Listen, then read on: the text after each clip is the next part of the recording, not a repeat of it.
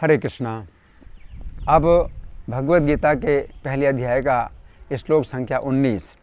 सघोषोधार्थ राष्ट्राणाम हृदयानि व्यदारयन् नभश्च पृथ्वीं चैव तुमलोभ्यनुनादयन्।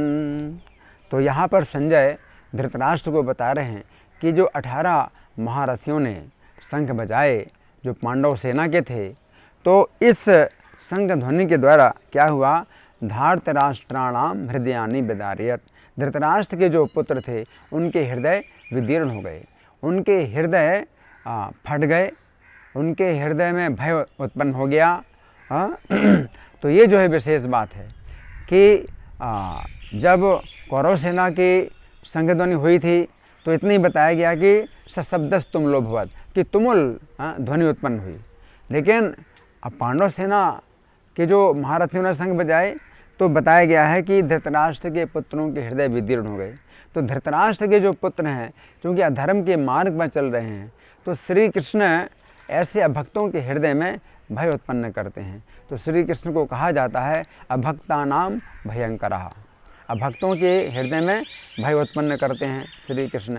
और श्री कृष्ण का दूसरा नाम है भक्तानाम अभयंकरः, भक्तों के हृदय में अभय उत्पन्न करते हैं। तो श्री कृष्ण के दोनों नाम हैं कि वे भक्तों को भय उत्पन्न करते हैं और भक्तों को अभय उत्पन्न करते हैं। तो श्री कृष्ण के शंख और अर्जुन के, भीम के और अन्य योद्धाओं के शंखों की ध्वनि मिल करके कितनी भयानक हुई कि धृतराष्ट्र के पुत्रों के हृदय विदीर्ण हो गए। इसके बाद कहा गया है नभस्य पृथ्वीं चैव तुमुलोभ्यनुनादयन्। तो इस शंख ध्वनि के द्वारा पूरा आकाश गुंजायमान हो गया और पूरी पृथ्वी भी गुंजायमान हो गई।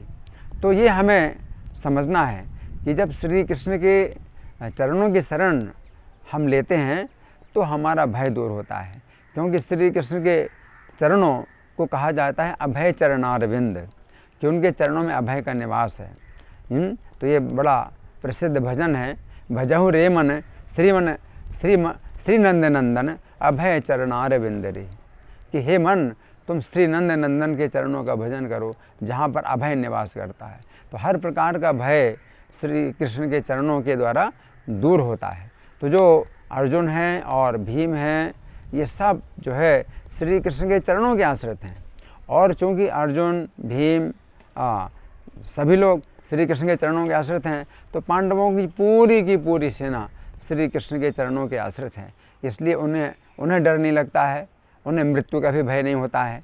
लेकिन जब व्यक्ति कृष्ण के चरणों की शरण नहीं लेता है तो फिर उसके लिए मृत्यु का भी भय रहता है और अनेक प्रकार के भय रहते हैं। तो जीवन में अनेक प्रकार के भय से घिरा हुआ व्यक्ति शांति नहीं प्राप्त कर सकता है। और जब शांति नहीं मिलती है तो कहा जाता है अशांतस्य कुतः सुखम, तो फिर कैसे सुख प्राप्त हो सकता है। तो अगर हम कृष्ण के चरणों की शरण नहीं लेते हैं तो हम कभी निर्भय नहीं हो सकते, और निर्भय नहीं हो सकते हैं तो हम कभी सुखी नहीं हो सकते हैं। तो ये बड़ा रहस्य है।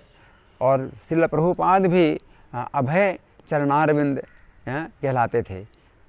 तो इसका अर्थ ये है कि उन्होंने श्री कृष्ण के चरणों की शरण ली थी, इसलिए वो भी अभय थे। तो उनको भी जो है कोई भय नहीं हुआ।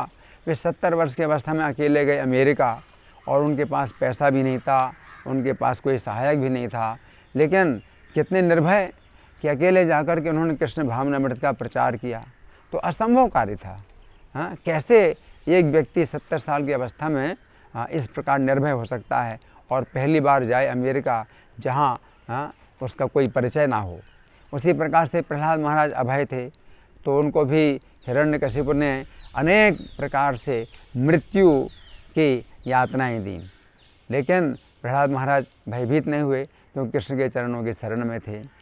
तो इसी प्रकार से बहुत भक्त हुए हैं जिन्होंने कृष्ण के चरणों की शरण ली है और हमेशा निर्भय रहे। तो यहाँ पर बताया गया है कि पांडव पक्ष की सेना के योद्धाओं की शंख ध्वनि के द्वारा धृतराष्ट्र के पुत्रों के हृदय विदीर्ण हो गए, भय के कारण विदीर्ण हो गए, क्योंकि वे श्री कृष्ण के भक्त नहीं हैं।